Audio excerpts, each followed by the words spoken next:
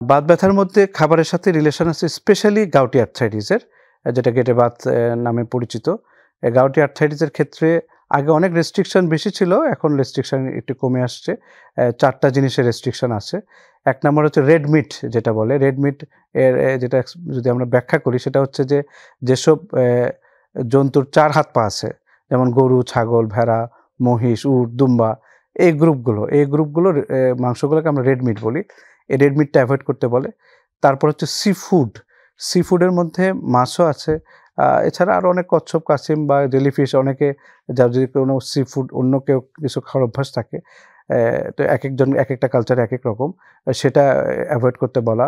তারপর cold drinks, এটা তো আমাদের সবাই খায়, ছেলে, মেয়ে, আবাল, বৃদ্ধ-বনিতা সবাই খায়। এই কোল্ড ড্রিংকসটা কিন্তু এভয়েড করতে বলে। আরেকটা হচ্ছে আমাদের কালচারে কমন না, সেটা হচ্ছে অ্যালকোহল। অ্যালকোহল, এই ৪ টা জিনিস গাউটি আর্থ্রাইটিসে একেবারেই যতটুকু সম্ভব এভয়েড করতে বলে। আর এছাড়া আমি একটু আমাদের স্পন্ডালোআর্থ্রোপ্যাথি যে একটা রোগ আছে, একটা গ্রুপ বাতের, একটা গ্রুপ বিরাট গ্রুপ, সেই গ্রুপের সাথে স্মোকিং এর একটা সম্পর্ক আছে। যদিও খাবার না, কিন্তু একটা আমাদের অভ্যাসের মধ্যে এটা একটা অনেকের আছে, তো এটা এভয়েড করতে হয়।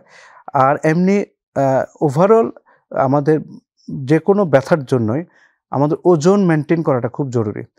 ওজন মেইনটেইন যদি আমরা করতে না পারি, বাত ব্যথার সাথে ওজনের কারণে ক্ষয় হবে বেশি। ১ এর মধ্যে ২ হয়ে যাবে তখন। মানে বাত ব্যথা থাকলেও আবার সাথে যদি ক্ষয়জনিত ব্যথা শুরু হয়, তাহলে কিন্তু ২ টা মিলে ব্যথা খুব বেশি হবে।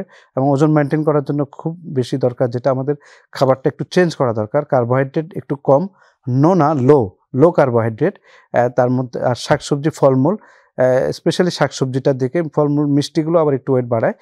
শাকসবজি, ফলমূলটা আমরা বেশি খাবো, মাছটা বেশি খাবো, আর মাংসটা একটু কম খাবো। আর কার্বোহাইড্রেট যেটা আমরা একটু পছন্দ করি, ভাত পছন্দ করি, রুটি পছন্দ করি, সবজির মধ্যে, আলুর মধ্যে আবার কার্বোহাইড্রেট বেশি, ওটা আবার পছন্দ করি, এগুলি কম খাবো। তো এই খাবারগুলো মেইনটেইনের মধ্যে ওজনটা মেইনটেইন করা, আর স্পেসিফিক কিছু রোগের জন্য একেবারে ওই খাবারগুলো এভয়েড করা, সেটা করতে পারলে আমরা আশা করি যে ব্যথার তীব্রতা বা ব্যথার পরিমাণটা আমরা কমাইতে পারবো।